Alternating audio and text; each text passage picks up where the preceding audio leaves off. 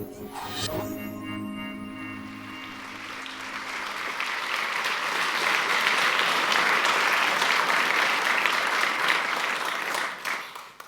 thank you everyone for joining us on this very warm day, and I hope you didn't suffer too much on the tube getting here. There's sort of fire on my first slide, but I didn't intend everyone to get burnt on the way here. So this evening I'm going to be telling you about black holes and quantum computers. So this might be surprising for some of you to see the sort of two of them rammed together in one talk. And the sort of image I have on the first slide is almost sort of giving you a sense of, a preview of what is going to come. There are really surprising connections between, astrophysical objects, which we're starting to observe with more and more resolution up in the sky, and future technologies, which, as we just heard, the quantum internet, something that's unhackable, the future of our technology. So, black holes. As I said, we're going to discuss some really quite surprising relations I wouldn't have predicted when I first started working in this field 20 years ago, between black holes and quantum computers. Now, black holes are probably sort of, one of the most familiar objects of physics in some ways, because science fiction has adopted them since at least the 1950s, and they are now pretty regular characters in film and TV. I would think that many of you recognize the image that I've got on the top there, which is the image from Interstellar, the movie. And I'll come back and talk a little bit about that later on in the talk, because this, although it's a Hollywood artist visualization, it's really based on sort of physics underneath it. And of course, the bottom right, we all recognize there the TARDIS. The TARDIS, the Doctor has his enemies, but occasionally the Doctor goes and sees a black hole as well. So we often see black holes showing up in science fiction, and we get used to even some of the terminology that's used in physics, such as event horizons. So we're going to talk through a little bit about event horizons, because this is where increasingly we understand a lot of the really interesting physics of black holes to occur. Now, quantum computers. What's the basic idea of quantum computers? Again, I'm going to go into the bits that we need a little bit later on, but the basic idea is the following. All the computers that we're using, the kind of computer I have on the table in front of me, the things that you have in your phone, are all really working by storing and processing information in the form of bits, zeros and ones, and just manipulating them. So flipping a 1 to a 0, flipping a 0 to a 1. Quantum computers, the idea is that you're storing and processing information in a more complicated way in terms of a quantum state.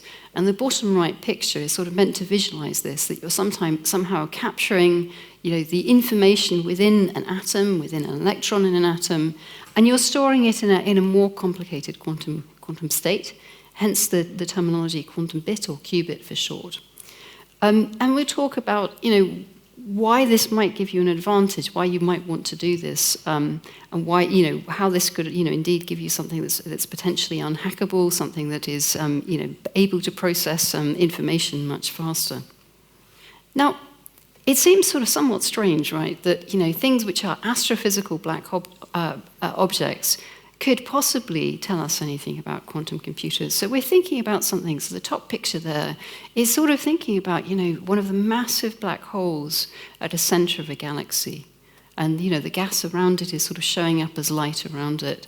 How could that be telling us about the sort of, the strange things you need to do to make a quantum computer at atomic level?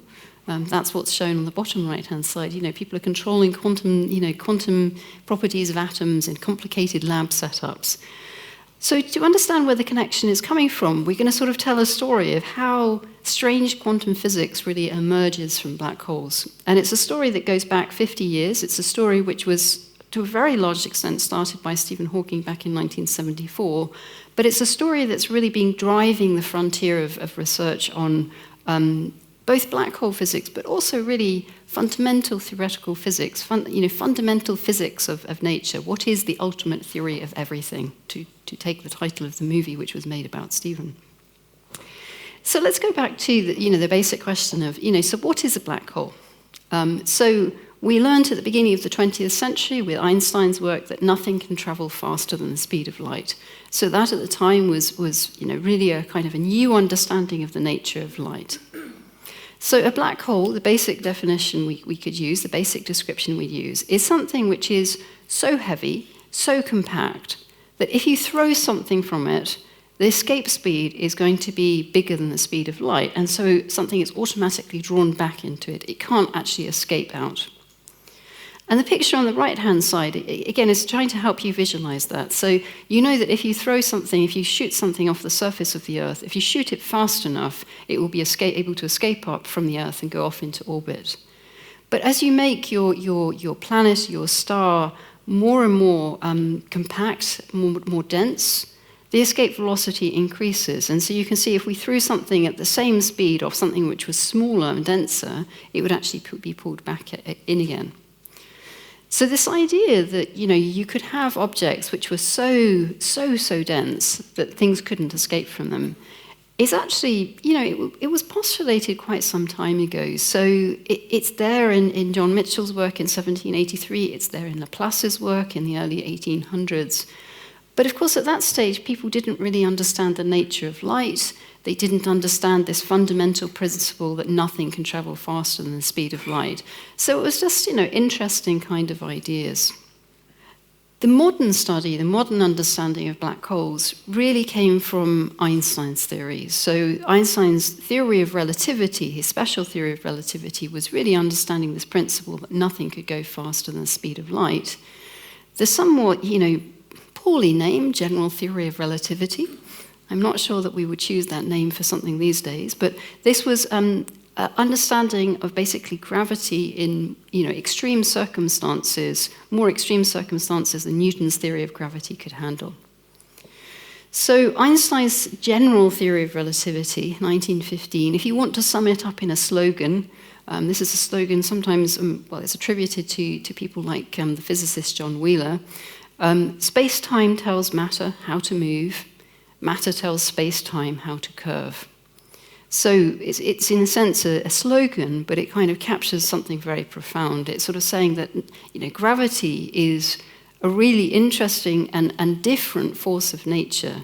That something, the intrinsic mass of something, the intrinsic weight of something, shapes the space that is around it. It curves the space around it. But then the curve, the way that the space is curved, itself feeds back into how objects move in the space. And people often visualize this with the kind of picture that you see on the right-hand side of something, a planet like the Earth, curving the space around it. And that curving is, the reason that things get attracted towards the Earth. That curving is the reason that, the moon would stay in orbit around the Earth and so on. So Einstein wrote down this theory of gravity in 1915. The centenary of this theory was celebrated, back in 2015. And, the few people in the world who actually understood his equations, there weren't that many people who really understood it because it was quite a difficult thing to work with. It used quite complicated mathematics. But his theory was found to actually contain black holes, and that happened actually within a year or so. People realized that there were, in his theory, there were spaces which actually seemed to look like black holes. So that's right back at the beginning of the 20th century. So how do we sort of visualize this? So this picture in Einstein's theory that something which is very heavy is curving the space. This allows us to kind of say very, very sharply what is happening in a black hole. So the idea is that in a black hole, the space-time gets so curved that nothing from behind a surface, the surface that we call the event horizon, can escape. So in the picture on the right-hand side, you can sort of compare it with what we had on the previous slide. So the Earth is not a black hole, fortunately. We can send things up and things can come in and come out again.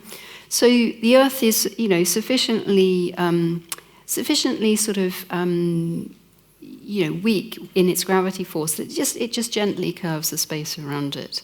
But you can see there's a sort of, almost visualizing a dip, which is sort of saying that things are sort of pulled towards it. So if something comes close enough to Earth, it's pulled inwards, it wants to fall inwards. What's happening in a black hole is it's so much more dense, it's so much more compact, that actually it's really pulling down the space so much more.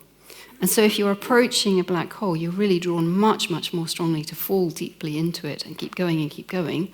And then the picture that comes out of Einstein's theory is that there's a surface, the event horizon surface, And once you go down in there, you really can't come out again. So, even if you frantically try and send sort of, signals of light, you're trying to frantically send it upwards, they will always be bounced back down again.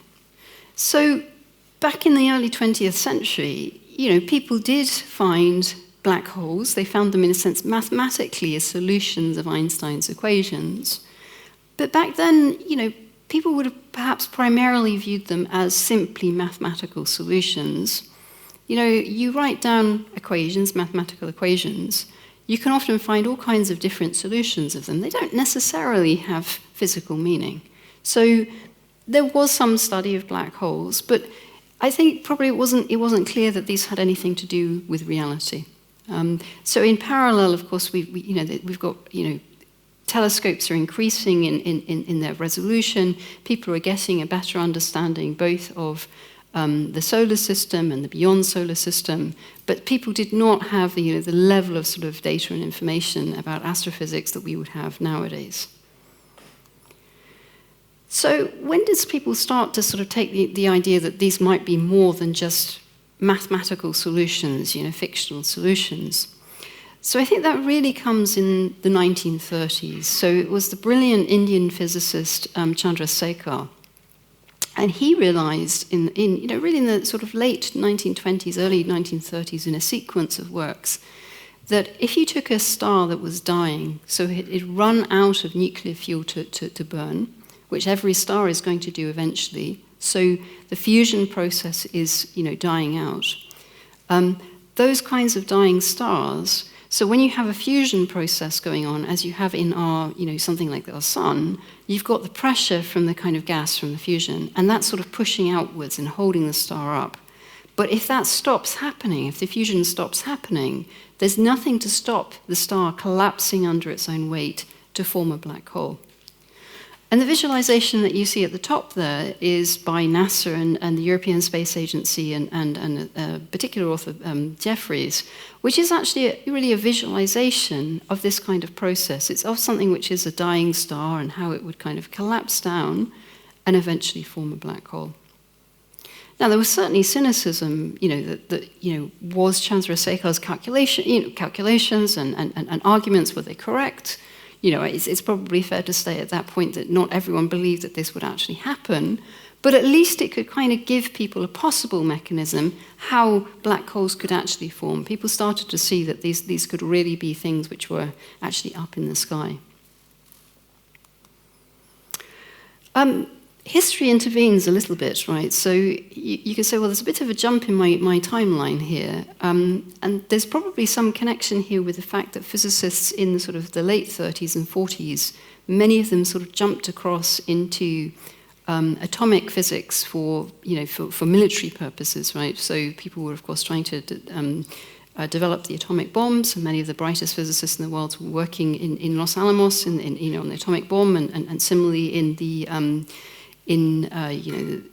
Germany as well, physicists would have been pushed to work on that. So there was almost a sort of, diversion of people into atomic-type physics. And then after the war, people were, again working on a variety of different topics, driven by the sort of, socio-political climate. And it's really when we come into the sort of the 50s and 60s that there's a lot more study in the physics community of black holes, particularly scientists such as John Wheeler, who was based in Princeton. I should say John Wheeler was actually being funded a lot of the time by the US Defense, right? So he must have been writing rather creative kind of grant proposals for the way he was doing this. But he was certainly one of the people, he's certainly one of the people who made the terminology black holes quite common. Although it must have been around beforehand, because as I say, it's mentioned in science fiction earlier than this. So people definitely started thinking about the physics of black holes, and I'll come to some of the things that Stephen Hawking and Roger Penrose were doing. And they really started, I think, in that period. That's what Stephen Hawking and Kip Thorne and others have always told me, to sort of start to believe that these could really be real astrophysical objects. So what people would probably agree is the first black hole, astrophysical black hole to be identified was Cygnus X1. So Cygnus X1 is shown as a black dot in the diagrams, and you can see the where it's positioned. Stephen Hawking and Kip Thorne from Caltech had a very long-standing bet on whether Cygnus X1 was actually a black hole. Stephen was actually on the side that it wasn't a black hole, and his logic was he'd been working on black holes for many, many years, so if black holes didn't actually exist, he wanted to at least win a bet, right? He wanted to be compensated for it. Whereas Kip was just absolutely confident it was going to be a black hole and he was just going to win, which he did eventually. Stephen paid up on the bet. Now, why was it so hard to look for black holes? So in some sense, this is a little bit, obvious, right? So black holes are going to be hard to detect because how do we detect things up in the sky? Well, I've already said we use telescopes. So we look at the light they emit, we look at the radio waves they emit, we look at the X-rays they emit. So all kinds of things across the electromagnetic spectrum, but we really rely on things that come out of the stars, collecting them in our telescopes. And by definition, black holes do not emit light. Unlike stars, by definition, they don't. They are not kind of beacons. So how people have traditionally found them is through the fact that they're very heavy. They've got a strong gravitational pull, and I already showed that in one of the earlier pictures. That they really want to pull a lot on the things around them. So if you've got a black hole which is near a star or a sequence of stars, you're actually going to see that there's something pulling it. You're going to see from the motion of these that there's something pulling it. So what is shown on the right-hand side is the little star which is marked in it, but is not sort of visible in the colors, is the location of the black hole.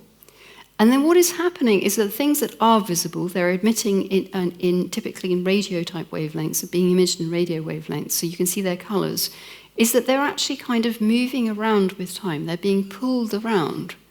And so people can see that, stars are orbiting around something. The thing that it's orbiting is not actually visible on the telescope, but they can see that things are moving around. And so even right back in 1974, people were able to kind of track with enough data to actually see this motion and see that things were moving around something. So there must be something there. And then, of course, you can use Einstein's theory of gravity. In many cases, all you need actually is Newton's theory of gravity, Kepler's type principle, to actually figure out, so from the shape of the orbits that the stars are doing, how heavy does the black hole have to be? And in this particular diagram that I've shown here, this is something which is called supermassive because it's millions of times heavier than our sun. It's something that sits at the center of a galaxy. The previous picture over here, again, the same principle would hold. How do you identify that there's something there that looks like a black hole? So again, it's exactly the same picture, but I don't have the orbits marked out on it. You would be tracking the small movements over time of the things which are around it, and then actually realize that there must be something heavy in exactly the position that's shown, and you'll be able to figure out exactly how heavy it must be to be causing the motion of things around it.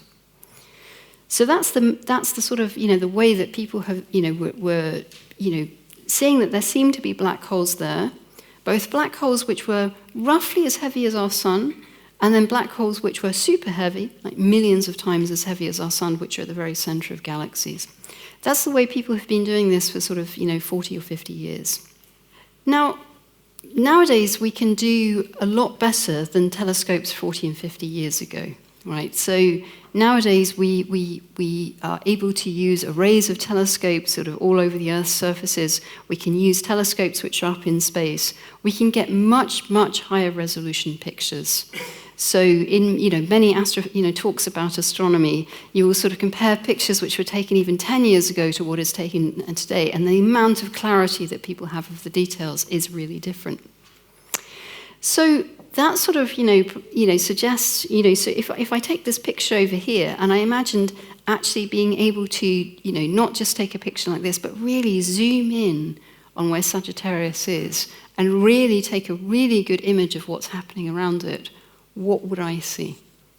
And so this is something people have been thinking about in the, more in the astrophysics community for, again, 40 or 50 years. But we're now getting to the point that we can actually get images which are sufficiently sharp that we can see what would happen as you go towards a black hole. So black holes have, although the actual black hole itself is black, it's a little, completely black, nothing coming out, or seems to be completely black with nothing coming out, the black hole is very heavy, and it pulls things to it really, really strongly. This means that actually anything in the neighborhood of the black hole is going to be pulled into the black hole, and it's going to be pulled really, really fast, and it's going to spin around. It's because it's moving around so fast and it's often spinning, that will actually often cause it to kind of be, giving out light. And so many or most black holes are expected to be surrounded by disks, accretion disks, of matter and light spiraling into the black hole. So the picture on the right-hand side, the dot at the center of that disk that you see, which is sort of blown up in the sort of picture in yellow on the right-hand side, that is really, the dot in the center is really the black hole itself. And then all the color you see around it is just light and matter spiraling into the black hole, and the matter is being ionized and giving out giving out light as it moves around. One can also have, you can also have forces that cause jets to come out of the black hole. They're usually along the direction about which the thing is spinning. So the line here, this would be like spinning, almost like a spinning top, and then the jet would be coming out on the axis. So that's the kind of, idealized picture that you would might expect to see. And there's, of course, a lot of study about what goes on in these accretion disks, what the actual details look like, whether they emit things in the radio wavelengths or in the visible wavelengths or the X-rays, which ones they are, how it varies, whether it's a small black hole or like a solar mass one or something which is a supermassive black hole. But the basic idea would be that if you have sufficiently high-resolution telescopes, you should actually be able to see these disks and jets. So I should say these are quite local to the black hole, so it's not a contradiction that we didn't see it on the previous thing here, because we really we have to zoom up very, very close, and this picture just doesn't show anything like that level of detail, right? Okay, so we should be able to see that. Now that brings us to the character of the black hole in Interstellar. So the black hole is really a character. I'm not going to spoil the plot for anyone who hasn't seen it, but it definitely plays a role as a character in the movie. And the image on the right-hand side is the image, the iconic image that people think of when they think of this movie. The image is really based on physics calculations by Kip Thorne's group, Kip Thorne at Caltech.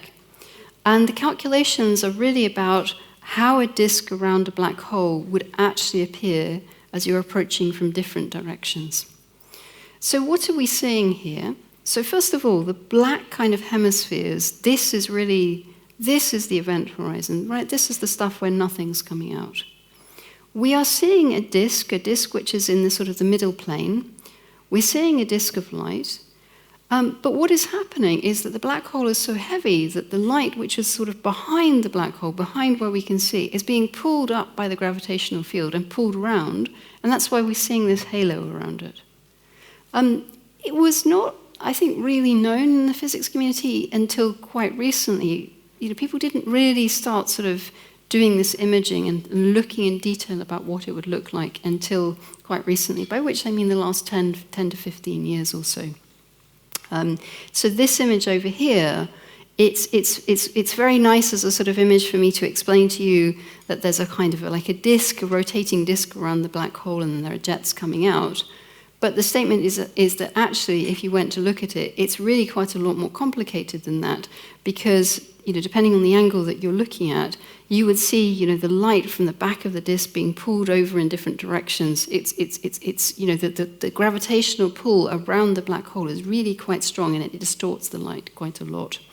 So this thing here, it's only got a disk, it doesn't have a jet, but you're seeing all these effects of the different of the disk around the black hole.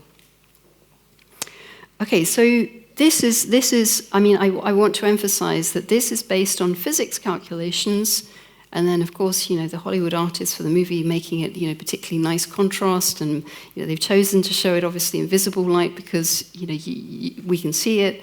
A real black hole might actually be emitting in the radio frequency range or in the X-ray frequency range primarily, and not so much in the visible range, but they've chosen to show it that way. So this is really theoretical calculation plus kind of touching up the image. A few years ago, this is where we would stop and say, well, that's what we expect to see. A few years ago, a black hole hit the front pages around the world. So this is actual real images. So this comes from the Event Horizon Telescope collaboration. They call it one telescope, but actually it's really a collaboration in the sense that there are lots and lots of different detectors, primarily working in the radio wavelengths. And they are used, this network of detectors is used for really, really high resolution images. So what they're trying to do is exactly to zoom in on this, the supermassive type black holes that I showed you a couple of slides back. They really want to zoom in on the immediate area around them, just collect up lots and lots of, tiny, tiny pixels of information, put it together, and get a very, very high resolution image. And this is the iconic image on the right-hand side, which actually was published by their collaboration a few years ago. This is of M87, which is another supermassive black hole. And what we're seeing in this picture, the black dot at the center is indeed the event horizon, and the light that we see around it is exactly the accretion disk. It's not as sharp as the Hollywood graphics one. After a few more years of data, it will get sharper and sharper. So I've shown here the original image. It gets sharper and sharper all the time. In terms of the fact that the bottom bit seems a bit lighter than the top bit, well, that depends on which way you're seeing the black hole. So if it's spinning around, which is the direction from which you're viewing it. So you can use this kind of difference in color to actually figure out which is the direction of spin relative to where we're viewing it. So this is a real kind of picture. And as I say, the goal of the Event Horizon Telescope is to get really sharper and sharper images. So it's almost like if you remember the first digital cameras from 20 odd years ago compared to what we all have on our phones now, it's completely different, the resolution is improving all the time. And so they're exactly trying to do the same, and they're using more and more sophisticated techniques to actually sort of machine learning techniques to kind of make sure that they've got the image processing as optimized as they can. So, these days there's a lot of evidence coming from astronomy for black holes. I haven't given all of the possible ways you might look for black holes, but in standard astronomical telescopes. But there is yet another way that people have started seeing black holes in the last few years, and this is through gravitational waves. So gravitational waves are another thing which was understood to be there over 100 years ago.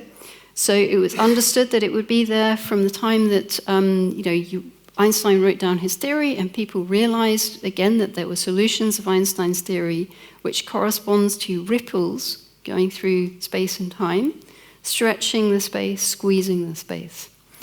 So what happens is that gravitational waves are produced essentially any time that you have things accelerating. So even as I move my arms up and down and wave around, I'm producing gravitational waves. You don't feel them because the scale of effect that I'm having as a 50-odd or 60-odd kilo person is not big enough for you to actually feel the effect. So back of the envelope calculations at the beginning of the 20th century would have said, are we ever going to see gravitational waves from things in the solar system? And people would have said, well, the gravitational waves that are produced are going to affect us at scales which are basically just moving single atoms, right? They're just, moving you by a single atom. So to create gravitational waves which have a bigger effect, you have to do something a lot more violent. One possibility is to do something, really quite violent, to smash black holes into each other. Now, you could say, well, that seems a bit contrived. Why would that actually happen in the universe? But actually, it can happen that you have black holes spiraling around each other. They can be in orbit around each other, and they spiral down and then collide with each other. If you have black holes colliding, if you collide things which are masses similar to that of the sun, the amount of energy you release when you smash them into each other is typically comparable to that of the sun. So what happens is you smash two into one, and you release an energy comparable to that of the sun. And it's released primarily in the form of these waves that stretch and squeeze space-time. So it's a huge amount of energy released in a very short amount of time. And that means that it causes such a dramatic effect on the space around it that actually it can kind of, then the waves just keep moving, and we can actually detect them. What's being shown on the right-hand side in the picture here is this sort of dance that the black holes are doing around each other. So the white dots, you can think of the accretion disks around black holes. We've got black holes spiraling around each other, and they're going to collide with each other. So this is an image. This is an image by the Caltech and other collaboration of two black holes spiraling around each other and then colliding.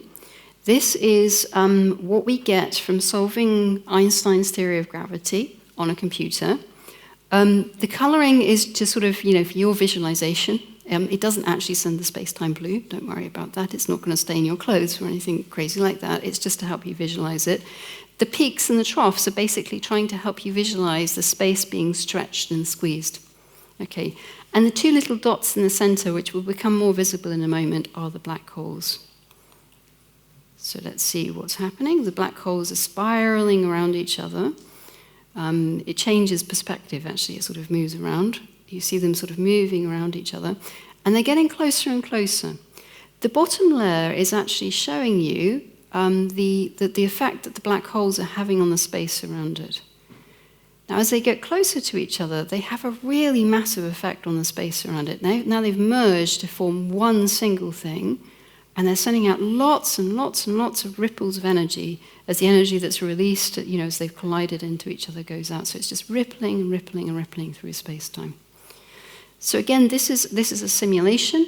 They call this simulating extreme spacetimes. It's a pretty extreme thing to do, right, to smash black holes into each other. So this is the prediction that you get from Einstein's theory of gravity. There was a long effort, particularly pioneered by people like Kip Thorne and Ray Weiss, to really try and detect gravitational waves. So really a push from the 60s and 70s onwards. By the way, Stephen Hawking at some point had the idea to try and look for gravitational waves with detectors in the basement of his building in Cambridge. But his funding bid was declined, so that didn't happen, which is probably fortunate, because it wouldn't have worked as an experiment, but it's nice that he wanted to try and do it. So it took a long time to actually build detectors. This is still an incredibly sensitive thing to detect, because you're still, even when you take such a violent event, by the time these waves reach Earth, they're very, very small amplitude. So they're very, very dim things that you're looking for. You have to look for very, very precise effects. And so the way they look for it is they take laser beam arms, which are several kilometers long, and the gravitational waves basically disrupt these, and they make them longer and shorter as the gravitational waves come through.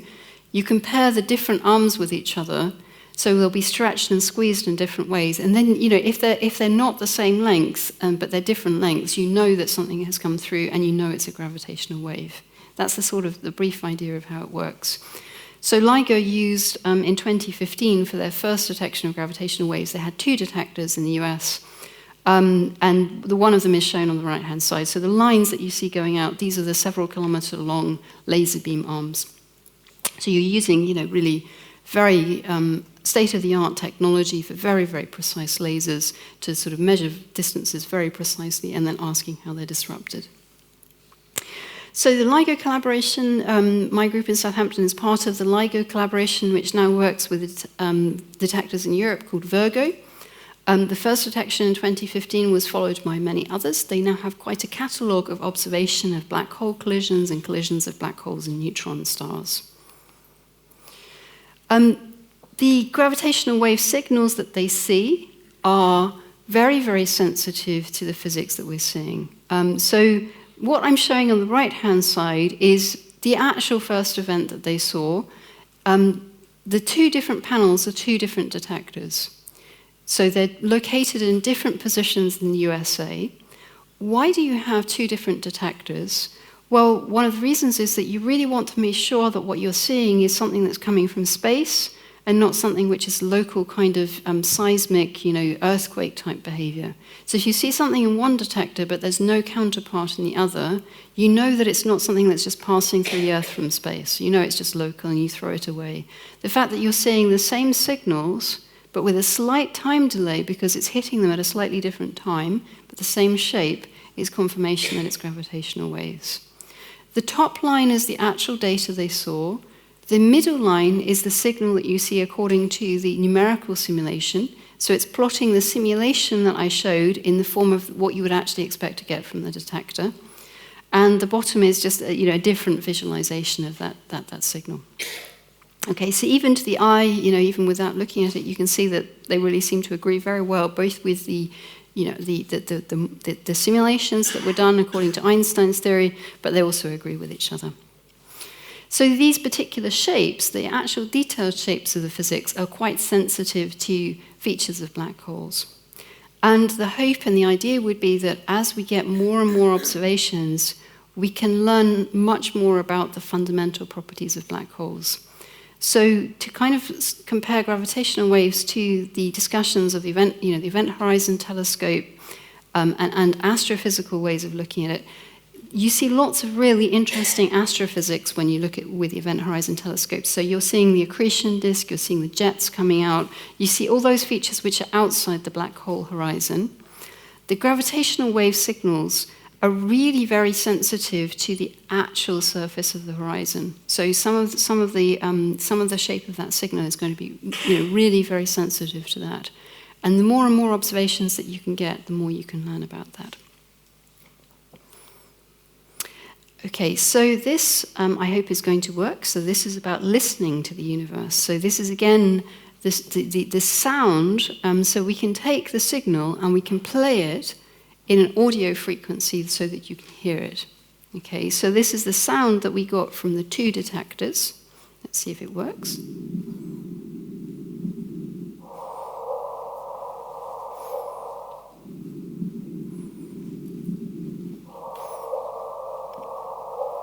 Okay, so it played a few times. It was the same thing playing a few times just so you could hear the different features. So there's almost, as the signal goes along, the amplitude increases, but the frequency changes too. Basically, the pitch goes up. And sometimes people call this a kind of a very distinctive chirp sound, right? So different kinds of gravitational waves, which are formed in other ways, not by black holes colliding, but in other ways, would actually have different types of signals, and they would actually sound slightly different. The idea also is that, if you had things which were going on at the event horizon which changed the signal, again, it would change the sound of it. It's a remarkable fact that if your ear is incredibly good at discerning the difference between different signals. So I could sort of show you different sort of shaped signals, which would look really the same for you, but if I started playing them, your ear would actually be able to resolve the difference. Now I'm going to switch gear a little bit and start linking us with the fundamental physics of black holes. So astrophysics of black holes is incredibly interesting, and detection of black holes really interesting.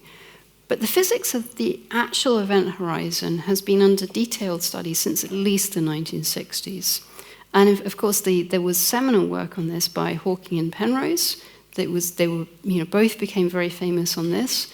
And it was recognized by the award of the Nobel Prize to Penrose in 2020. You can not have a Nobel Prize posthumously. That was why it was awarded just to Roger and not to Stephen in 2020. So Hawking and Penrose really established, the fact that there were very strange things going on, definitively in black holes. So in particular, one of the things that they established is that Einstein's theory leads to what people call singularities. Again, this is a word that appears sometimes in science fiction, people going towards the singularity and the TARDIS is having to avoid it. But what it's saying is that as you go behind the horizon, the curvature of space becomes very, very large. You're being really stretched and squeezed hugely. The visualization on the right-hand side is showing this kind of thing. So again, we're thinking about the space-time far away, nothing strange is happening. But as we're falling in, the orange surface of the event horizon, once we're down beneath that, we're inside the black hole. And then the fact that it's shown as a point is the fact it's trying to visualize the fact that the curvature of space has become very, very big. And that actually, as it becomes really very, very large, space itself seems to collapse almost to a point. We can discuss a lot of sort of, philosophical things about singularities and so on, but really from a physicist's perspective, what's going on here is basically that Einstein's description of gravity is just not working, right? So if you start getting kind of very large infinite answers in calculations, it's just telling you that you're using the wrong description. And what we know we need to do, so Einstein's theory at the beginning of the 20th century, it was a classical theory. It doesn't take into account quantum physics. So we know that there's something quantum going on. So that's the first point at which we kind of connect, and we know that black holes have got something interesting to say related to quantum physics. Okay. And again, people realize this from the 1960s or so. Now, Stephen, in 1974, this is really his most famous discovery of all. He really confirmed the fact that black holes were really fundamentally connected with, interesting quantum physics. Because he showed that actually black holes slowly radiate particles once you take quantum effects into account. This is no contradiction to anything I've said so far, because the rate at which the particles come out is actually very, very slow. So imagine a light bulb where it gives out only one photon a year. To all effect, it actually looks as though it's just, completely off, right? Anyone who's had a torch where the battery is dying, then it becomes dimmer and dimmer and dimmer before it shuts off. That's exactly the phenomenon I'm getting at. So black hole horizons, I haven't cheated. The pictures, they nevertheless look black as the rate of emission is really, really slow. Very dim light bulb. But it's really important that actually things are actually managing to escape once you take into account quantum physics. So there's a picture which people often draw for this, as sort of a bit of a kind of way of visualizing what's happening. Why are quantum effects allowing us to get things to escape? So in the quantum world, particles are produced all the time and they disappear all the time. These are called virtual particles. They come out and then they disappear again. So that's what's shown in the little loops. They're just appearing and then disappearing all the time. But if this happens near the event horizon of a black hole, the kind of picture is that one particle can go into the black hole, and then it's prevented from kind of joining up and disappearing with its partner, and the other partner goes out and it just escapes. Right? So that's how the Hawking radiation is produced. Some people like this as a sort of intuitive picture, some don't. If you just want to think of it as just kind of crazy quantum physics that means that something can just randomly, once in a while, jump out of a black hole. That's another way of thinking of it. I find it quite hard to do a graphic to sort of show that, right? But it's another way of thinking about it. So this is a picture on the right-hand side, which Stephen used to include in his talks. In 1974-75, Stephen realized that black hole radiation really led to some interesting paradoxes. So here's his paradox. You throw your obsolete computer into the black hole, but eventually the black hole, it takes a really long time of order of millions or billions of years, but eventually the black hole evaporates into Hawking particles. These Hawking particles, they're just thermal, they're just a bath of heat. They don't contain anything, any information, any knowledge of what fell into the black hole. So, you've lost the fact, whatever was on the hard drive of that old computer that you threw into the black hole, you've lost that amount of information. So the terminology people say here is this loss of knowledge, this loss of information. That's really in contradiction with the rules of quantum physics. Okay, so the rules of quantum physics are weird and difficult. Schrödinger's cat is sitting on the right-hand side. So it's certainly true that quantum theory has some weird things going on, but there are questions which we cannot answer with certainty. The cat is neither dead nor alive until we look at the cat, but it's deterministic in the sense that the state of the universe at one time is uniquely determined by its state at an earlier time. And that's not what's happening in the picture of black holes. The information loss breaks that rule. So it's saying that, black holes don't seem to respect the normal rules of quantum physics. So why are people so interested in this? So Steve and I think it's fair to say, spent much of the rest of his life on and off thinking about this. The reason people are interested is because new concepts in physics often derive from these kinds of paradox. So if you go back to the beginning of the 20th century, quantum theory resulted from understanding why electrons weren't falling into positively charged nuclei, because electrons are negatively charged. Why didn't they fall into something which is positive? They're attracted. Why didn't they fall into it? And we understood that there are quantized levels. That's the word quantized, right? There are discrete levels.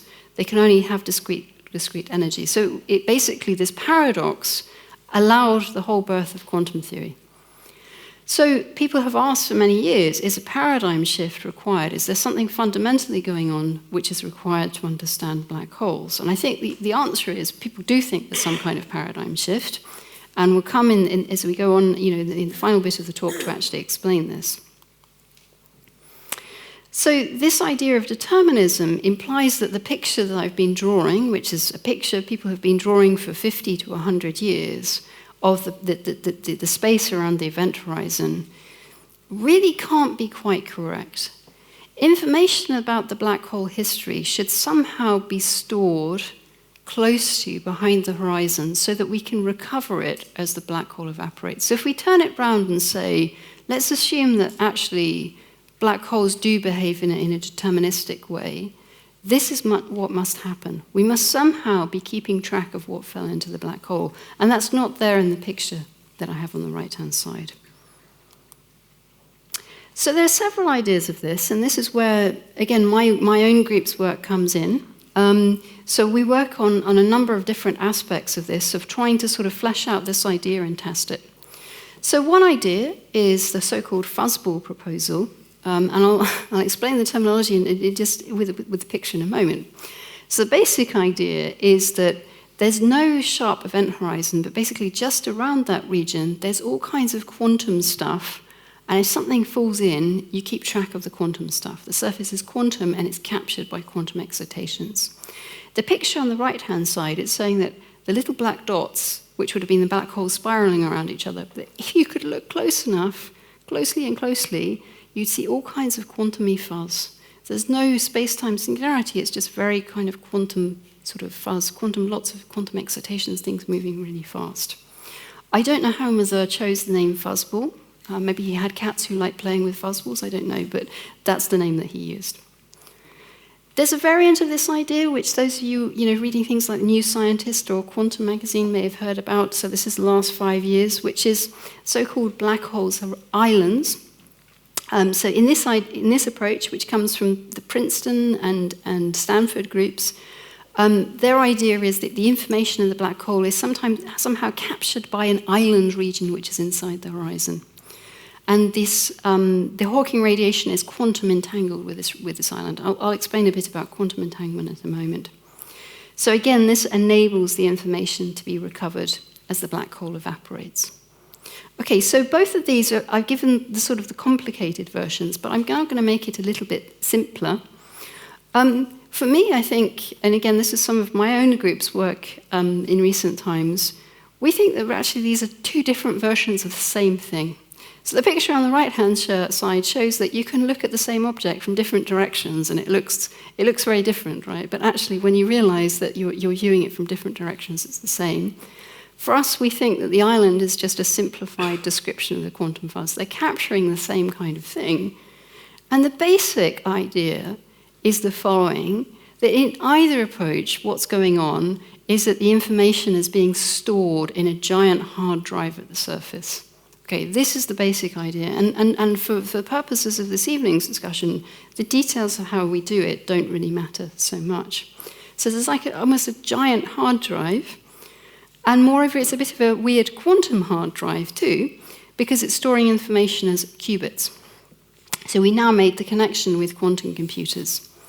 So these are really fantastic storage devices because you get one quantum bit of information for every little unit of area, And if I just translate that into terms that we can grasp, it means that if we have a black hole that's got the mass of the sun, it would store as much information as about 10 to 50 or so of my computers.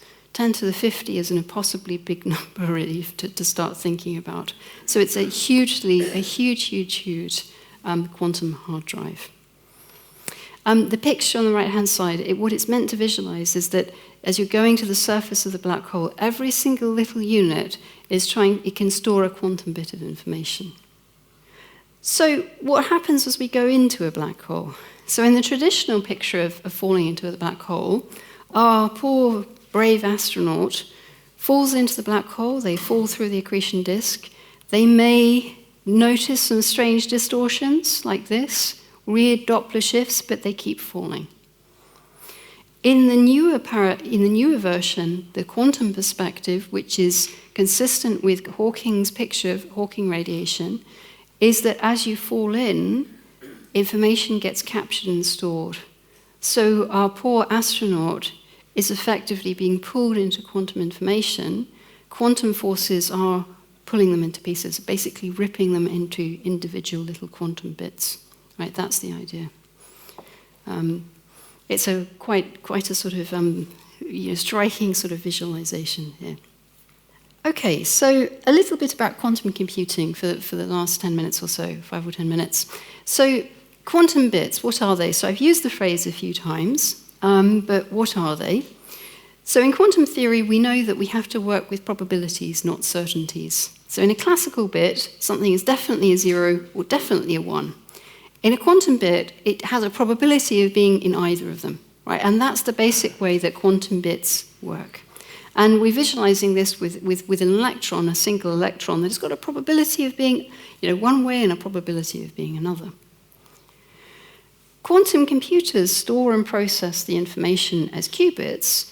We can store more information in qubits because the qubit has more possible states. It's not either 0 or 1. It can be a whole range of different probabilities, right? So potentially you've got more storage capacity. In classical computers, we manipulate pieces of information. So we flip a 0, we flip a 1. In quantum computers, we can use the fact that quantum bits can be entangled with each other. So if we've got two quantum bits which were produced together, they can be linked to each other. This is a famous spooky action of distance. So Alice measures her qubit, we automatically know what's happening to Bob's. So this is quantum entanglement. So suppose they've got a pair of entangled bits. If we measure Alice, we know Bob. And that's true wherever Bob is, even if Bob is miles away. So quantum bits are really interesting, and they have complicated behavior.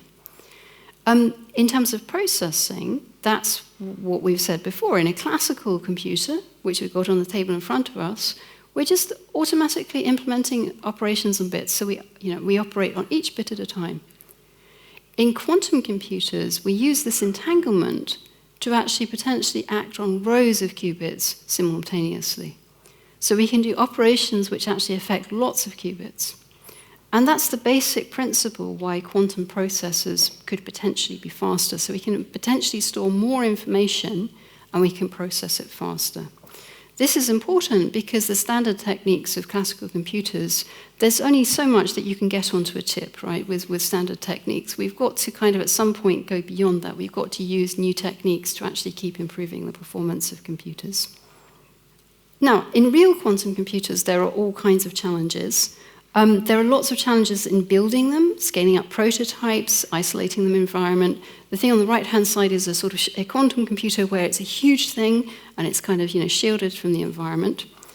There are also conceptual questions, though. So the hardware I have nothing to say about in this talk. That's not going to have, black holes have nothing to help with those kinds of things. But the conceptual things related to how you would use a quantum computer, we can say something about with black holes. So one of the questions would be, yes, it's potentially faster, but when is it actually faster? What kinds of things can I do where it's going to run faster? And then there are sort of questions such as, can we really consistently store data and transmit data, or should we worry that we're actually going to lose potentially some information? And this is where the connection to black holes really comes in. So there's really nowadays an interface between the quantum computing and the black hole theory communities in terms of thinking about these things. So quantum processing, something that falls into the black hole is recorded as quantum information. So we can use black holes as thought experiments with large number of qubits, asking what happens as you kind of change the state of a hard disk. Okay. We can also learn about quantum entanglement, weird phenomena where qubits are entangled and linked to each other. And we can learn about correcting errors. So these are all the things that we can do with thought experiments. Okay. This is important because at the moment, labs quantum computers are limited to quite small numbers of qubits. So understanding kind of, at least theoretically, what happens when you have very, very large number of qubits, realistic numbers of qubits, is really important.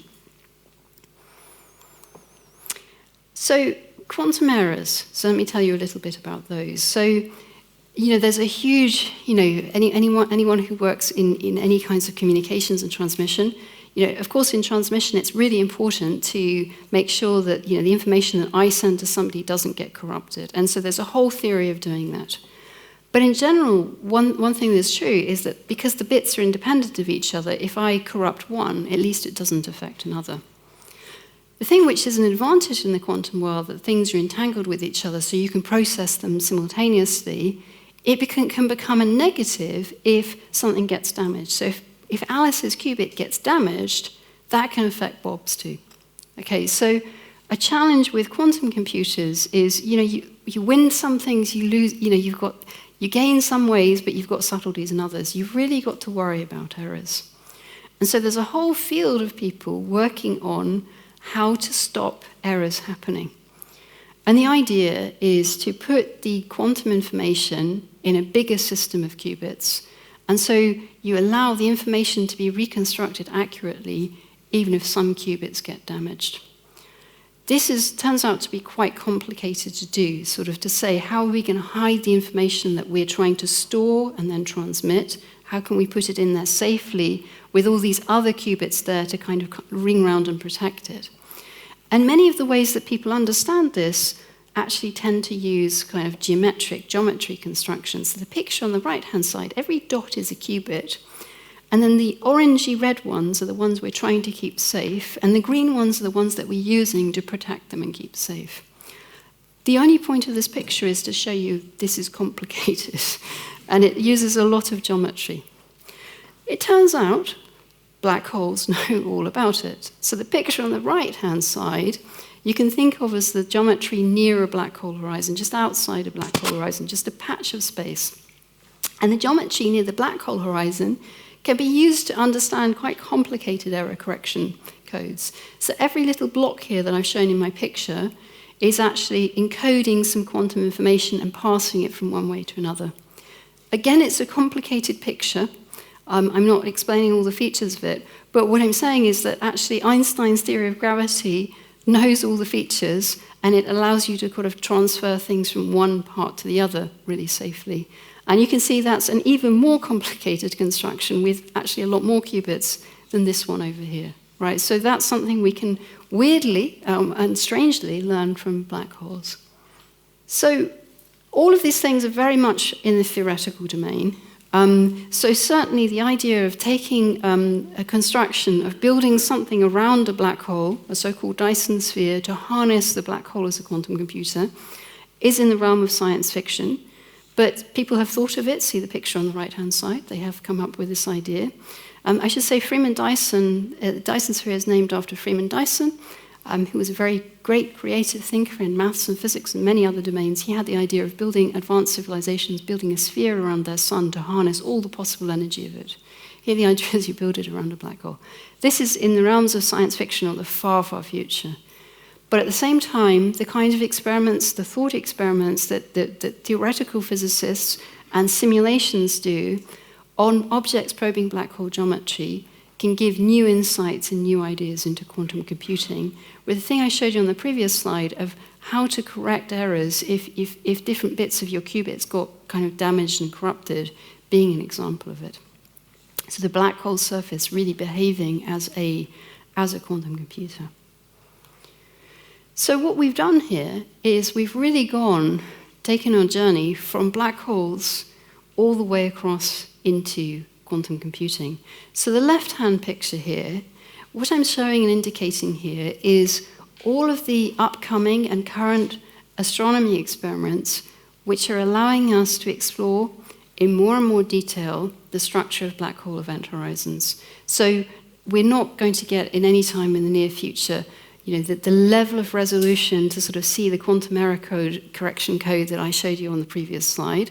But we are using a combination of different things. So we've talked here about gravitational waves. We have talked about tracking objects in the sky and actually sort of their orbits. We've talked about the event horizon telescopes, so the arrays of telescopes on Earth which are imaging the event horizon. What do they tell us? So that's the middle picture. The middle picture is sort of imaging for us the very detailed, the black in the center. Okay, that's what it's telling us, and it's imaging the things around it, which would be the accretion disks.